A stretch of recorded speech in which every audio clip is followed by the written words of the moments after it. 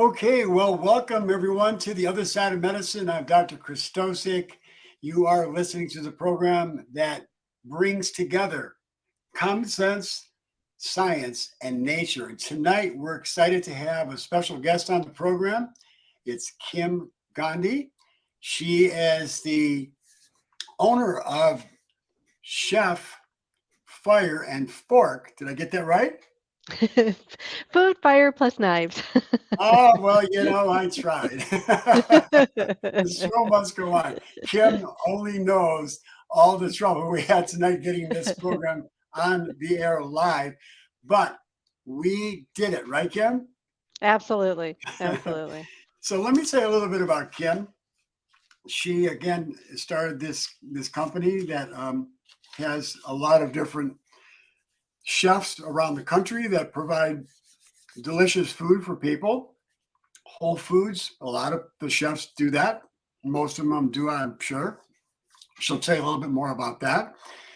But she has a family with three children, and she's been cooking for over 30 years.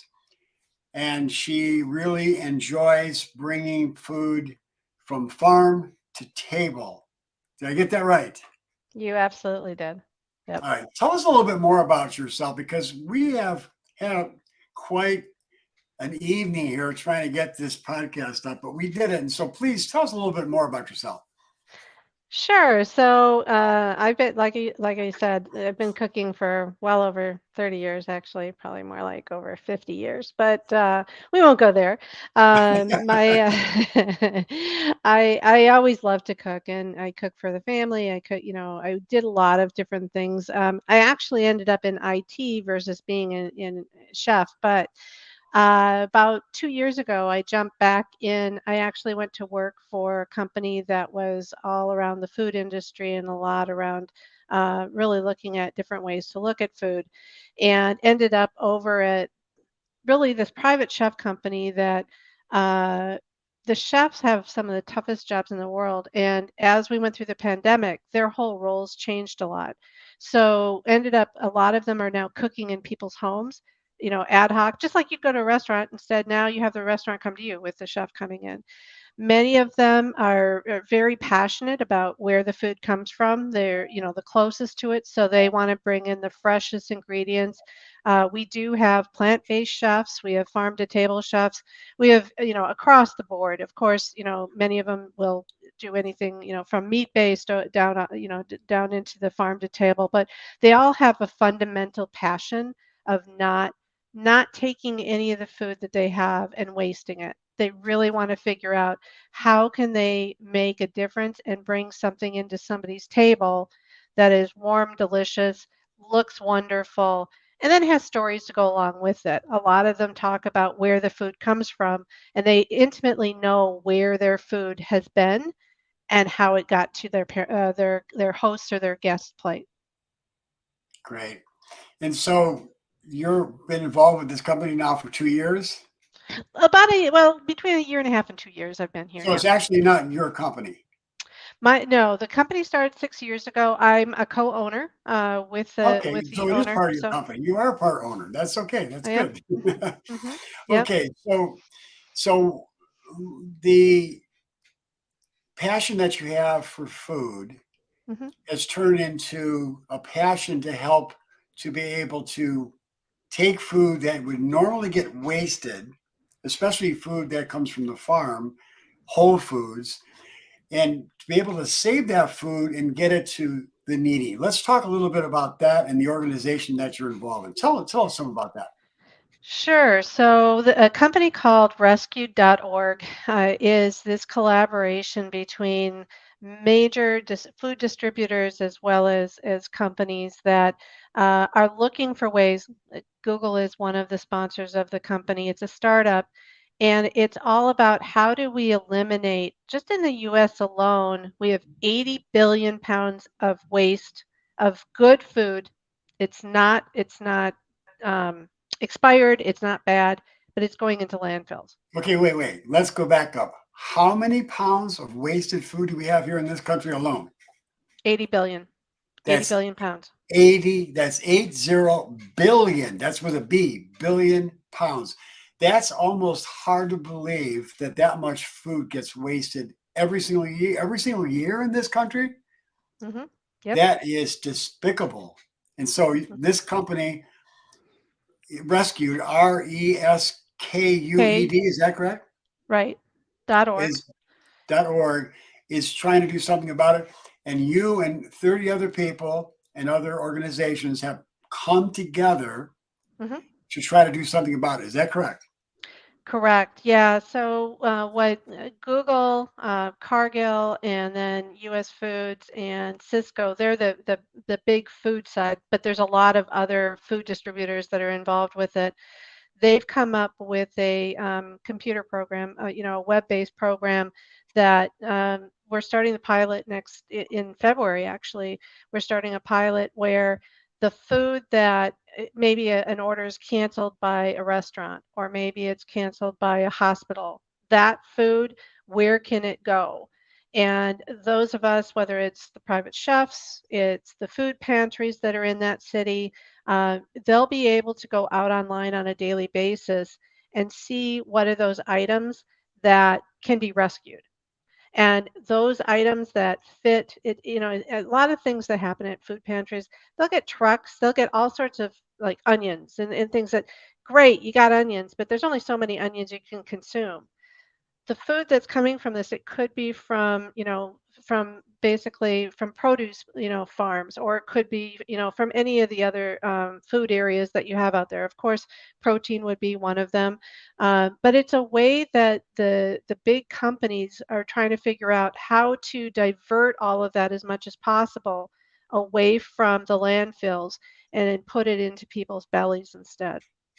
Well, first of all, I want to say that you can never have too many onions because onions, I'm Polish, Yeah, and one of the mainstays of every Polish dish is onions.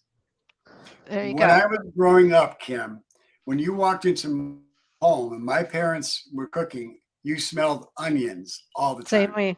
You smell if you come into my house, it's onion and garlic all day long, every I day. mean, I mean, people would come that never visited before and think, "What's that smell?" It smells delicious. It's onions. So you can never get enough onions for sure. But this is wonderful. That once again, I'm going to repeat this because it's mind-boggling to think that we have 80 billion pounds of food in the United States alone that's wasted every single year. Now, rescue.org is going to do something about that, and it's starting up in February. Is that correct?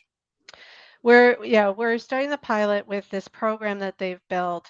Now, that's not to say they're the only company out there that's trying to tackle this. I think that this is something that, is long been talked about, but trying to sort out how to get the supply to the people, and get it there in a timely manner before the produce goes bad or the food goes bad. It goes beyond the point that the USDA or any regulations will allow it to be sold.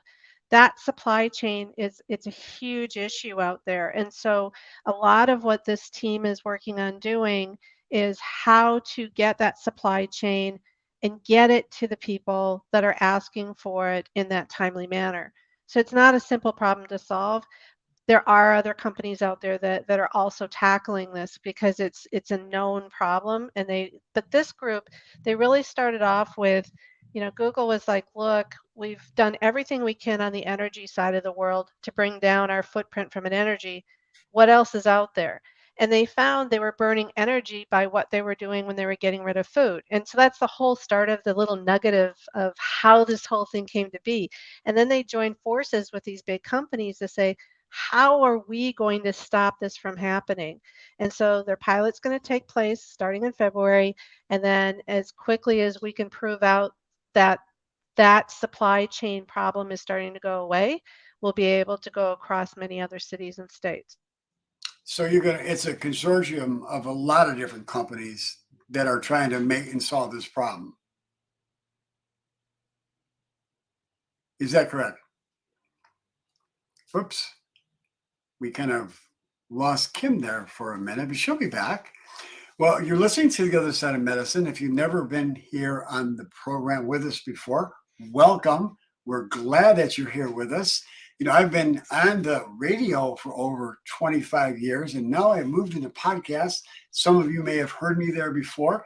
If this is the first time you're here, welcome. If you're a regular listener, we're glad you're here with us, and we're just so delighted to have Kim Ghandi with us here this evening. She was so gracious to come on the spur of the moment because I had another guest that had to cancel out because of some family issues.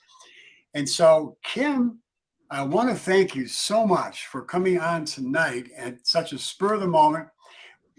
Kim and I had a lot of problems. Well, I personally had the problem because of the technology. We were having problems with the software that we use, and we figured it out.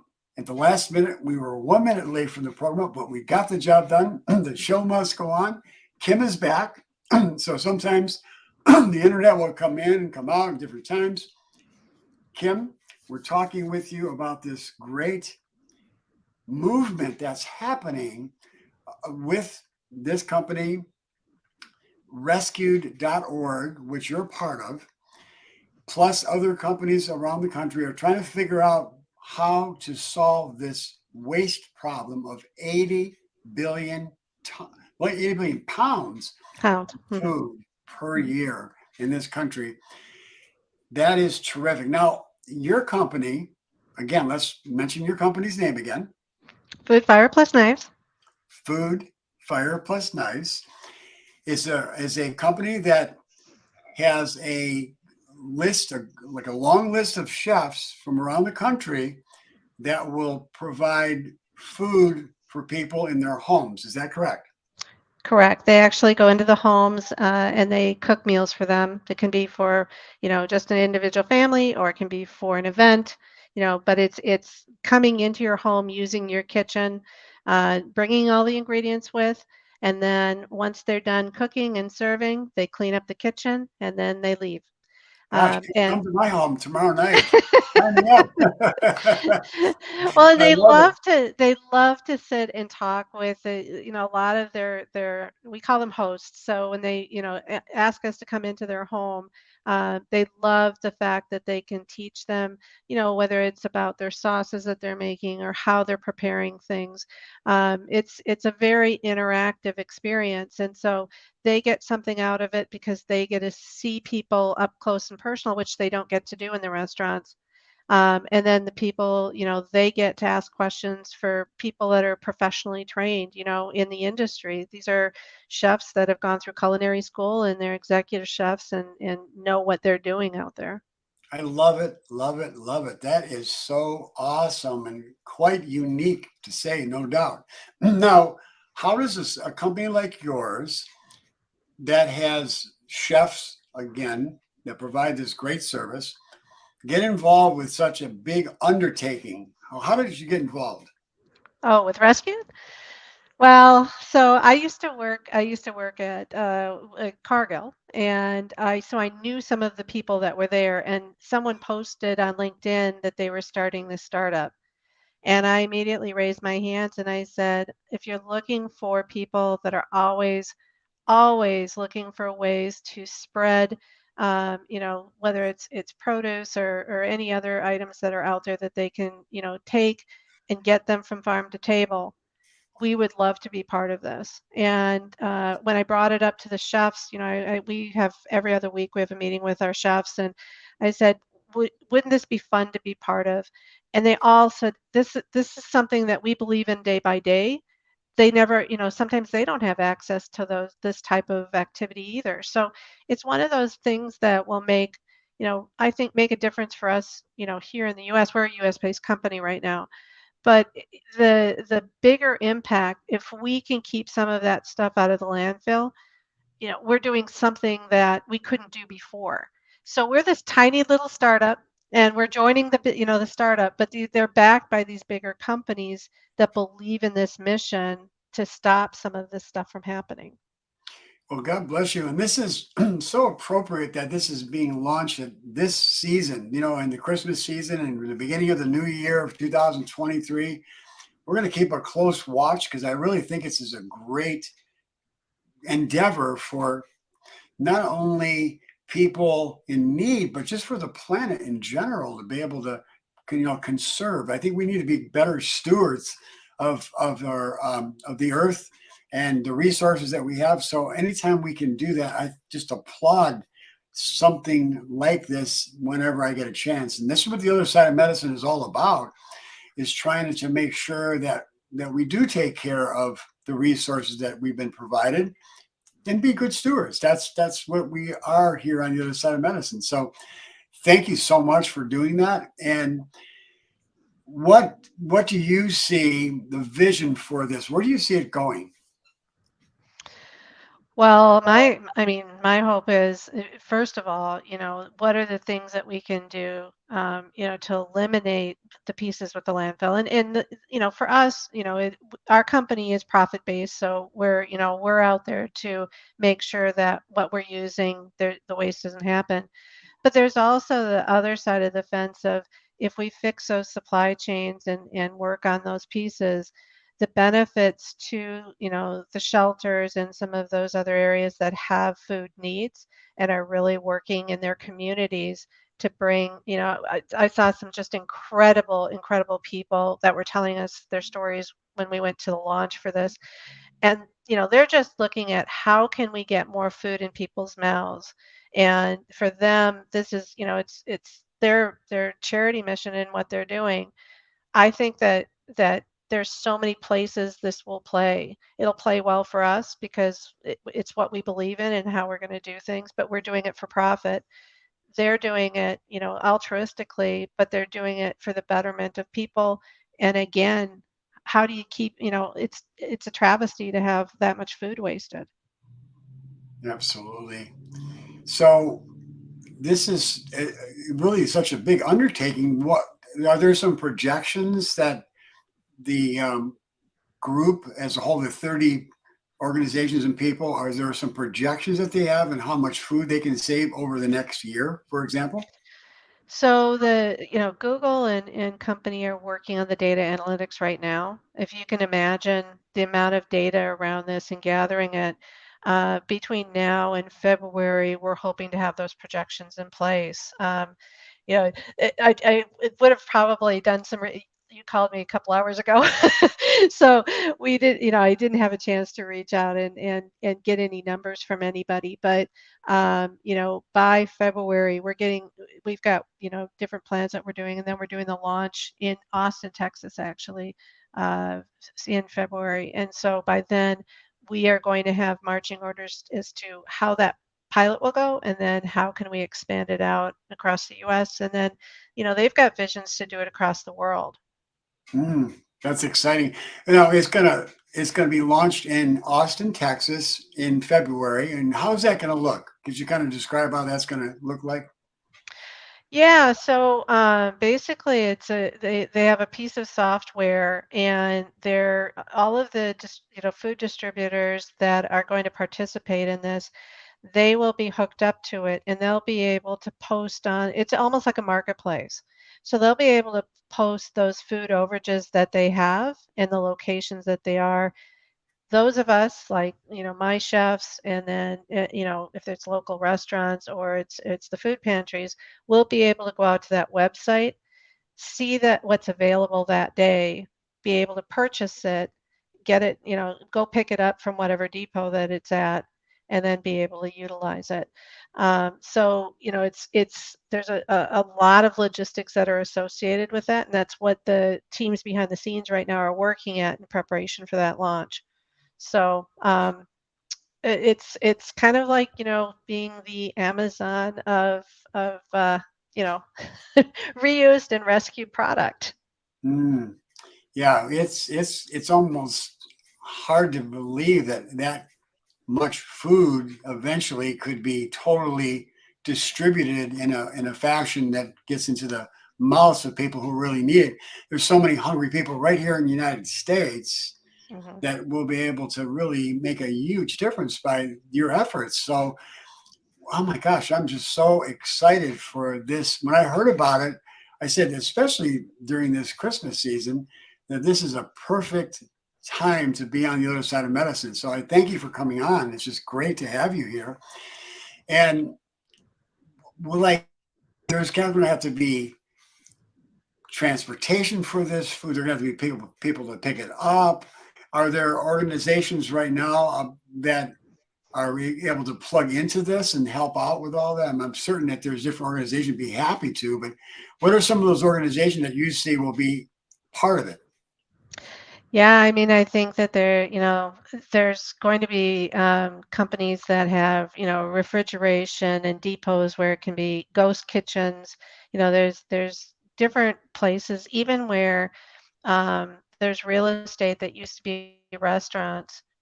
Can we repurpose that to utilize their refrigerator, their storage space as a depot place where people can come in and pick this stuff up? Of course, for the larger orders that somebody has, hopefully those can be dropped off. And this would apply not so much to private chefs because we're kind of small individual chefs doing this. But when you think about a food pantry, can they get big enough orders that the truck will come to them?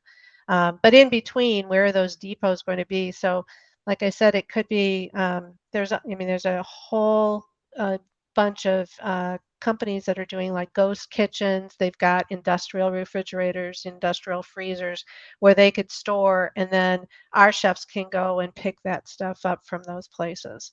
Well, Otherwise, they'll have to pick up other warehouses where that refrigeration, as well as you know, how do could it?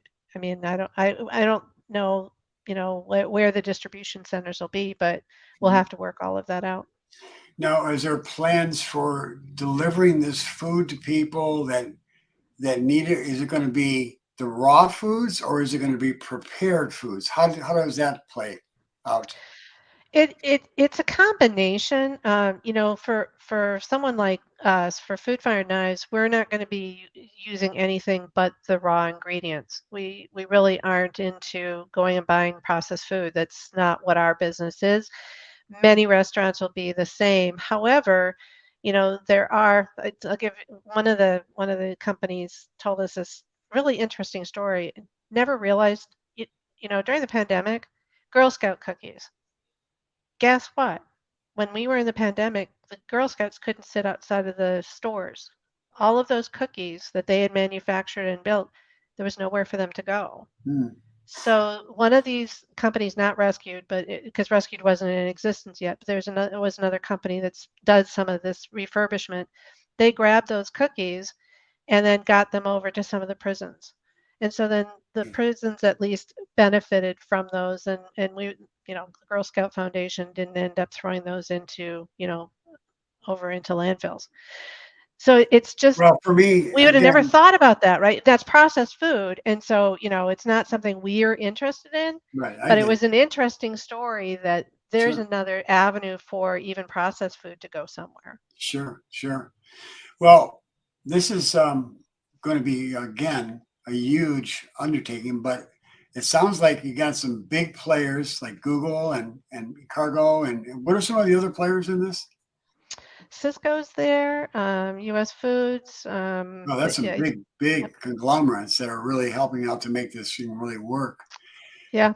That's pretty exciting. So, okay, so let's shift just for a few minutes. We might come back talking a little bit more about this, but let's talk a little bit more about what your company does because I really am intrigued by the fact that your chefs go into the home. Is this affordable for somebody that is the average person, or is this more for people who are like higher level incomes? So we have ranges. All of our menus, you can have those comfort food menus, you can have the, prefix, really high expensive, and there's menus everywhere in between. Many of the people that use our services, they don't necessarily want to go into restaurants anymore, whether it's because of COVID or maybe their kids or something else. When you have a special event and want a nice meal, you know, it all depends. If you're, if you're people that are also, bringing in wine and alcohol and that sort of thing, coming into your home, we don't supply alcohol, but they can go out and buy it. It's a lot cheaper for the alcohol side, and that kind of balances out somewhat on the meal side. So we're like a fine dining restaurant. You're not going to Yeah. go and have somebody in. We're for the people that want to have a nice meal once in a while and maybe not go to a restaurant. Do this instead. Okay, that's really interesting twist on it. I wasn't looking at it from that perspective, but that I think that really could work really well because, as you said, a lot of people, for whatever reason, don't want to go to a restaurant. Maybe they're incapacitated or they, again, because of COVID, they don't want to get out as much anymore. Then they could have that fine dining experience and come to their home and be able to still enjoy something special for an occasion or for that weeknight out for a date night or something of that nature for husband and wife. This is really a cool idea. I really think it's kind of neat. I love it. Now, Well, are and, you and guys? think about your kids. Think about kids. If you go to a fine dining restaurant with your kids, what do you do with them? They're running around and that sort of thing. If you have it at your home, you have the ability to kind of flex that out. And some of the people, they'll order. We do have, kid-size portions and that sort of thing, or they'll just order pizza or something for the kids, and then they, can be off at the dining table having a really nice meal, and somebody's cooked can serve them, and then they clean up the kitchen, and we get a lot of compliments that they have clean kitchens. They like that. You guys, your chefs actually clean up the kitchens when they're done. Yep, That's they do. amazing. That is amazing. Mhm. Would you have any stories about people's experiences with this service? Yeah, I have an emotional, really, it's a bit of a sad story, but also really one that just touched my heart, and it happened this summer. We had a lady contact us and said she wanted to do something with her family, and she didn't think she was in her last stages of cancer, and she said, I really can't do a long period of time out in a restaurant. Would really like to do this with my kids. My son's going to turn 18 in September. I don't think I'm going to make it. Could we do this? So we had a chef go out and handle it. Wonderful. The chef was just so touched at being part of an 18th birthday party. It was celebration. It wasn't sadness. Maybe there was a little bit of tears here and there because there it's hard. Couple months later, there's a company called Dream Foundation. They reached out to us and they said this woman hadn't passed away. It was in late October. She hadn't passed away yet, luckily. And she said she had such a wonderful time. Could the Dream Foundation actually bring her last wish to get her kids together one more time at her house? She was, really close. And so we made the arrangements, and she passed away 4 days before the dinner. And so, but that summer dinner was so magical, and that she thought we were so wonderful that she wanted us back. I get teary thinking about it because it's like, that is so cool that you invited us back because this was part of something you wanted for your celebration of life. Wow, that's very, very moving experience that you guys had, and that's got to motivate you to continue on and be able to provide this great service. I love it. It's just really, It's I just, hadn't thought yeah. about how this could be used in so many different ways, but now my mind's starting to change it Well, and to we have think. fun ones with micro weddings and bachelorette parties, and I have one of my guys down in Phoenix. He's got a Harry Potter menu. So I mean, there's whimsical and there's cuisines, and Well, so you, that's you cool. can really craft all these different experiences into what you as a customer want it to be. That is amazing. So yeah, so where do people find your service? They just go online, www.foodfireknives.com. It's as easy as that. Yeah. And are you nationwide? So we are in about 50 cities right now. And so we are continuing to grow. Last year we were in 9, so we've grown quite a bit this Wow. year. That's We're that's on that's good growth. we're Yep, East Coast, West Coast, and then, we're in the Midwest and Are you in some other Cleveland, cities. Ohio? We are. We absolutely Awesome. are. Well, Yes, we'll have to kind of mention that at some future shows as well. Let people know because I am absolutely. located in Cleveland, Ohio. Yeah, so that's pretty exciting. And how many chefs do you have here in Cleveland? Is there more than one? No, I think there's only one, but then we have one that kind of comes over from one of the other cities if we have need. Again, we're not going to do mass hiring of chefs. We really want that special experience. So our chefs, we've got about 160 chefs on board right now, across the 50 cities, and it's good. You get the experience that we want our customers to have. Hmm. Great. Well, this is all this talk about food is making me hungry. So I know you're gonna share some delicious recipes with us. Can we dive into that right now? Is that okay? Absolutely, absolutely. Okay. So what are you gonna share with us? Well, we talked a little bit about, why don't we start off with the cauliflower steak? So, cauliflower steak is something that's super easy, really farm to table. All of it is vegan based, so it's not only vegetarian, but it hits that vegan need. So, you basically take a whole head of cauliflower, cut it into four steaks. So, wash it, cut it into four steaks, not too hard.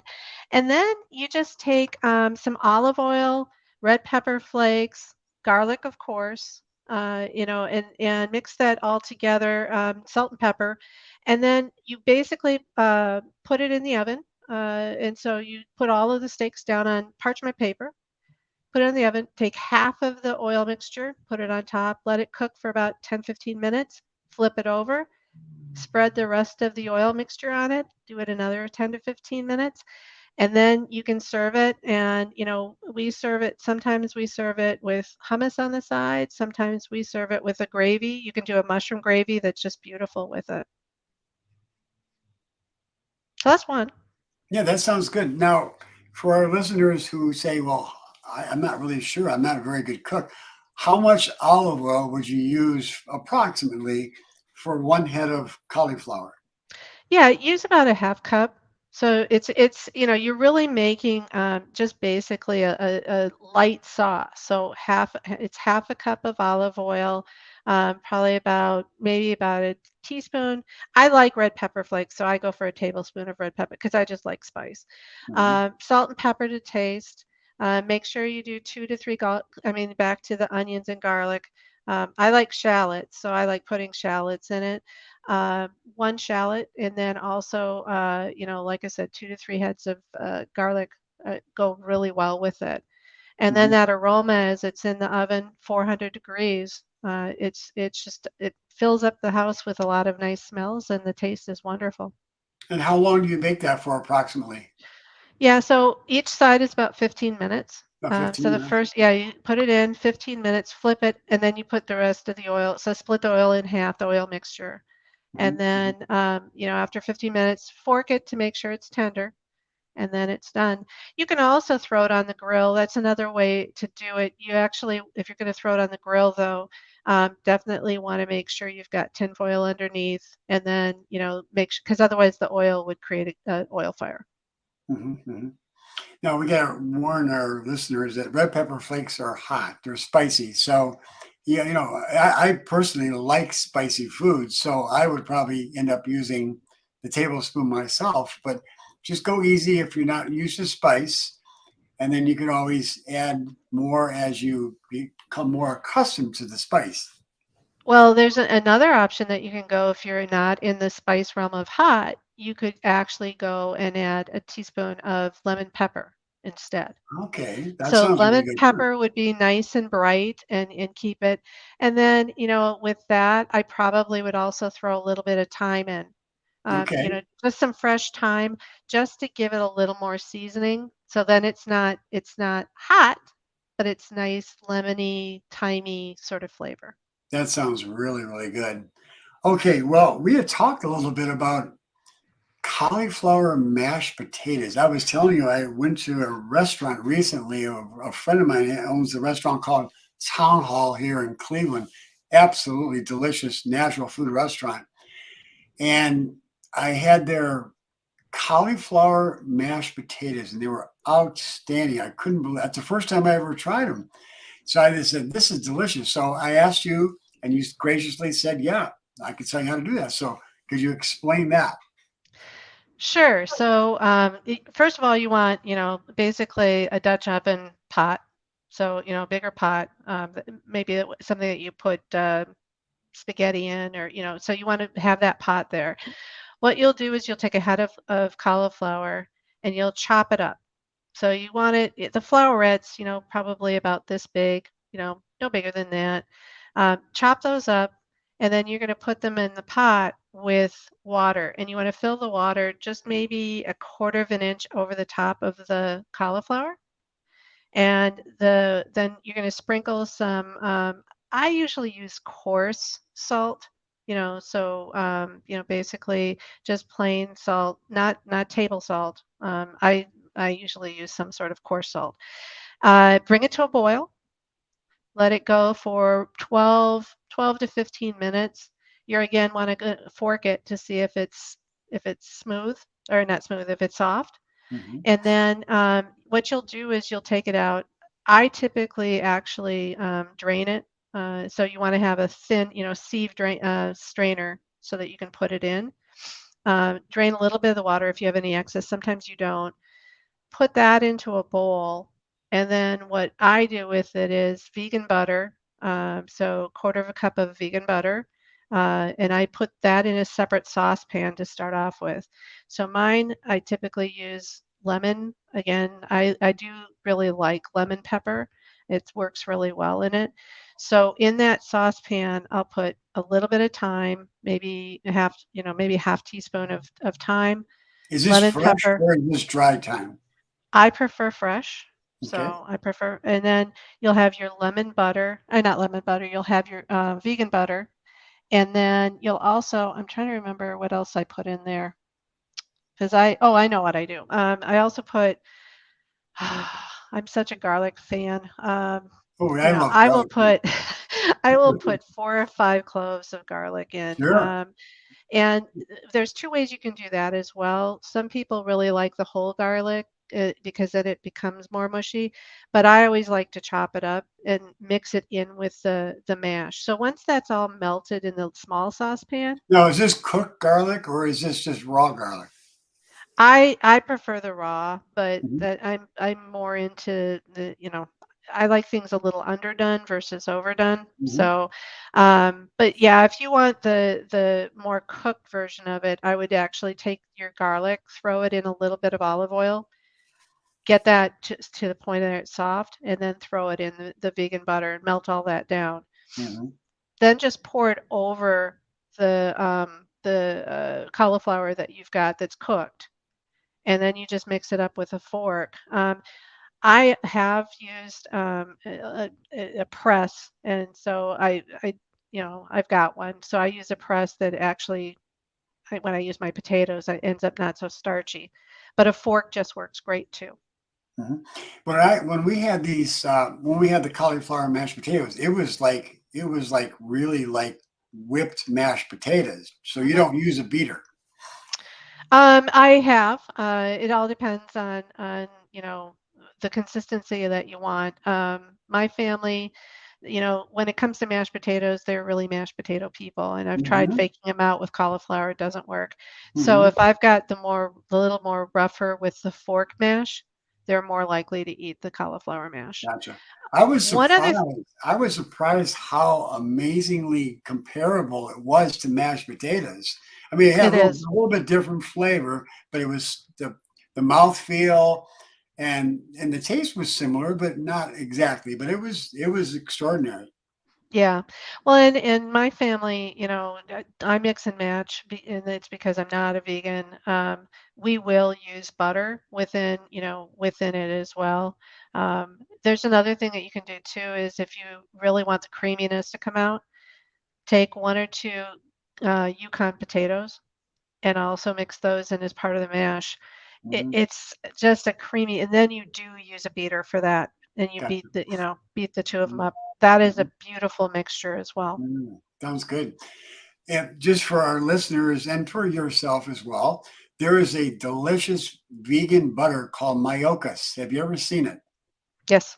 Mhm. That to me is one of the closest things to real butter, and it's got such a distinct, delicious flavor. I just absolutely love it. It's Mhm. cultured, so it's very similar to what yogurt provides with the beneficial bacteria, and it's really really good. It's one of my favorite go to for my vegan recipes. Great. Great. Yeah. Myokis, and they have it both in the salted and unsalted. So it's really, really amazing taste to it, and I just love it. So we have one more recipe you were going to share. Did you come up with something, or we are going to just do with that Indian? What did you decide? So I'm actually married to an Indian, and they Oh, are with a name like Gandhi, I would think so. have to go back to it's Indian is one of my favorite foods, Oh, me and too. I'm in. I'm in. yeah. Well, and what's funny is, so my mother-in-law is she's just this short little ball of energy, and she does not like spice at all, So she's taught me how to make chana masala that's very flavorful, but isn't spicy. And it's so simple. So you basically start off with a mash. So you take tomatoes, you take garlic again, and now if you're depending on what type of religion you are in the Indian religion, sometimes you don't use garlic and onion because they don't do anything under the ground. But garlic and onion, they take that and mash that into a paste along with the tomatoes. Okay. So you With take that, the fresh tomato. fresh tomatoes. Yep. Okay, so Roma tomatoes. let's Roma, give some 3. let's give some proportions, just Yep. general. Yep. So 3 Roma tomatoes. Okay. Okay, those are the oblong ones, the Roma. Oblong ones. Yep. Okay, Yep. so three oblong tomatoes. Yep. Okay. And then you take that, you take fresh, and I always use sweet onions. They tend to, especially, she's 85, her stomach and everything, she needs a little more, sensitive. And so the sweet onion seems to not upset her stomach as much. So I'll use half a sweet onion in it. And then I also put in, again, 3 to 4 cloves of garlic with that. I put in, and this is to taste. I use fresh ginger, Hmm. and so maybe half a tablespoon is a lot. So you Okay. might want to go into maybe a teaspoon of ginger, but you do want some of that fresh ginger taste Hmm. within it. Okay. Chili pepper, again, chili pepper, when we make it with her, she doesn't use chili pepper. Instead, we just use salt and pepper with her. If you Hmm. like spice, add in the chili pepper piece Okay. within it. So very simple base, and you grind that in a food processor. Get everything all ground up into a paste, and then you put that in a pan, and you'll put in 1 can of garbanzo beans. Okay. Okay. And then put that in, and then you want to have enough water in there that it kind of turns into a gravy. Okay. And you're going to heat that up and you're going to cook it probably 7 to 9 minutes at medium. And then it's just a nice solid gravy with the garbanzo beans just heated through because they're, already cooked. They don't have to be deep. And then you serve that. You can serve it with a naan bread, or if it's an Indian bread, a puri bread. Those are my 2 favorites that I use with it. Hmm. It's very similar to a Lebanese flatbread, the naan. The Very naan similar. is, yeah, Very yeah. similar. Yep. Hmm. That sounds amazingly delicious, and I am excited to try that because that's one of the cuisines, and I love international cuisines. The ethnic cuisines are just so flavorful. American food is oftentimes is so dull. It's the same thing over and over. But the ethnic cuisines with so many of the herbs and spices is just so much fun to cook and then so delicious. So Indian foods for me has been a challenge because it seems to be so out there with, you go into an Indian store and they got just shelves and shelves and shelves of spices and you're overwhelmed. But you've simplified it down to something that's doable. Well, and it fits a lot of the American palate as well. You can add, and you can go to this Indian spice store and, masala spice. I love Indian food, so we'll make a batch for my grand or my mother-in-law, and that's great. It's not super spicy, but then we put in our side, we'll add curry powder to it until it's to the heat that I like, which can be pretty hot. And you can Sure. also add jalapenos into it, if you really want some spice within it and Good. Well, people sauce that things up. yeah, people are going to want variety, so that's all good suggestions. So that's great. Yeah. Well, you know what? This has been a really wonderful experience to have you here with us today. I've learned so much. I'm excited about the um, the rescued organization, rescued.org. I'm also excited for your company. This is a way for people to be able to enjoy a delicious celebration at home for either a couple or maybe even a party. If you have a special event, you'll bring a chef in and they'll be able to prepare the food, clean up the mess, and Yep. it's all done for you. That sounds wonderful. And again, your company is Food, fire, plus knives. Food Fire Plus Nice. And this is again, how do people get in touch with you? Sure. www.foodfireknives.com. Great. And what about Rescued? How do people get in touch with and keep in touch with Rescued? Yeah, so you can take a look. Rescued is it's rescue.org, so www.rescued.org, reskued.org. And so they just launched their website a little bit ago, to talk about what they're doing. And I think they'll probably have more updates, out on news feeds as well as LinkedIn as they get going. So we're a recipient of it. We're really excited that they chose us as the private chef group to work with them. So I can't wait to see what happens here. I can't wait to see what happens either. We're going to keep in touch. And Kim, we'd love to have you back. And I'm kind of looking at it for a selfish reason because I really want to get another Indian recipe out of you. But at the same time, I really want to keep in touch with what's going on with Rescued for sure. And then I'm going to let people know about your company as well. So thank you so much. And you've been so kind and so tolerant to put up with the technology mess that we had. We couldn't get Kim's voice to come on her speaker, but we finally got it. So thank you once again. I wish you and your family a blessed Christmas. And I hope that you enjoyed tonight as much as I have. I really did, and I thank you so much for inviting me. This is I'm so excited to find that there's groups like this out there, and you have a happy holiday, and I hope everyone on the podcast has one too. Make sure you hug those loved ones. Everything goes by too fast, and you got to spend some time with family. It's family That's first, man. that's right. I'm gonna go spend time with my wife right now when we're done. So thanks again, everybody, for listening. And I hope that you get in touch with Kim. That's Kim Ghandi with Food, Fire, and Knives, There you go. and check it out and see all the work that she's doing with and their company's doing with Rescue. So once again, good night, everybody. Good night, Kim. Merry Christmas, everybody. Merry Christmas. We'll see Bye you bye. next week.